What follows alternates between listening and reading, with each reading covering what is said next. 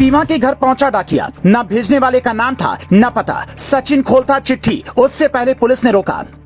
उधर मेवात में मचा बवाल। इधर सीमा के नाम पर आया संदेश। चिट्ठी में ऐसा क्या था जिसे पढ़कर पुलिस भी हिल गई। सचिन की आंखों से भी बहने लगे आंसू। योगी का शहर छोड़ अब सीधा मोदी के शहर में जाएगी पाकिस्तानी सीमा।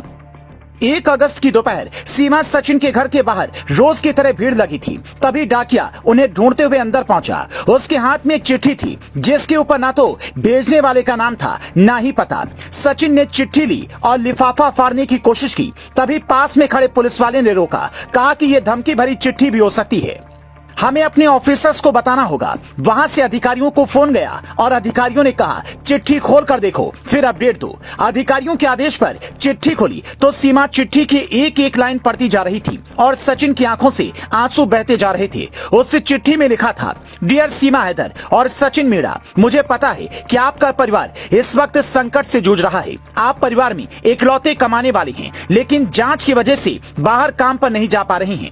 हमने आपके पिता नेत्रपाल का इंटरव्यू देखा। आपको नौकरी देने का हमने फैसला किया है। आप दोनों किसी भी वक्त गुजरात पहुंचकर हमारी कंपनी में नौकरी ज्वाइन कर सकते हैं। आपकी तनख्वाह 50-50 हजार रुपए महीना होगी।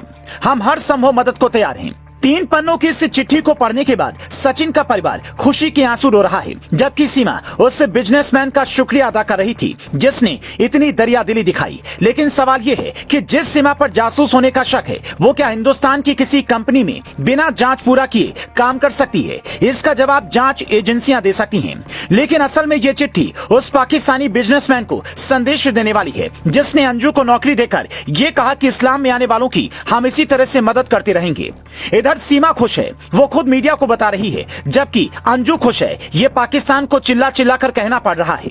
हालांकि ये पहली बार नहीं है जब सीमा को इस तरह का ऑफर मिला है, बल्कि इससे पहले फिल्म प्रोड्यूसर अमित जानी ने सीमा को फिल्म में हीरोइन बनने का ऑफर दिया था। इसके लिए वो बाकायदा घर जाकर एडवांस चेक देने की तैयारी में थे। लेकिन सीमा और सचिन के घर वालों ने यह कहकर टाल दिया कि जब तक जांच पूरी नहीं हो जाती हम कुछ नहीं करेंगे। खुद प्रदेश के मुखिया सीएम योगी आदित्यनाथ भी जांच पूरी होने का इंतजार कर रही हैं। उनसे जब एक इंटरव्यू में सीमा पर सवाल पूछा गया तो उन्होंने कहा, ये 2 देशों से जुड़ा मामला है, सुरक्षा एजेंसियां भी जांच कर रही हैं। जांच रिपोर्ट सामने आने के बाद आगे की कार्रवाई की जाएगी।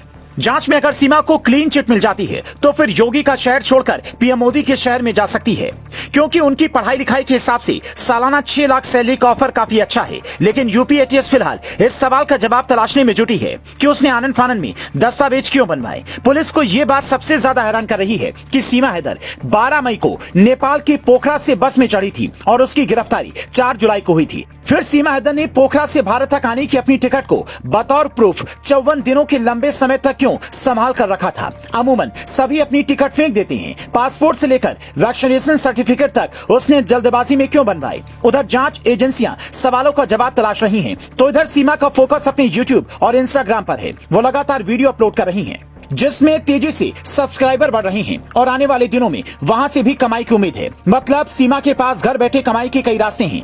कि आप सीमा सचिन को कमाई का कोई और आइडिया सुझाना चाहेंगे तो हमें कमेंट करके बता सकते हैं।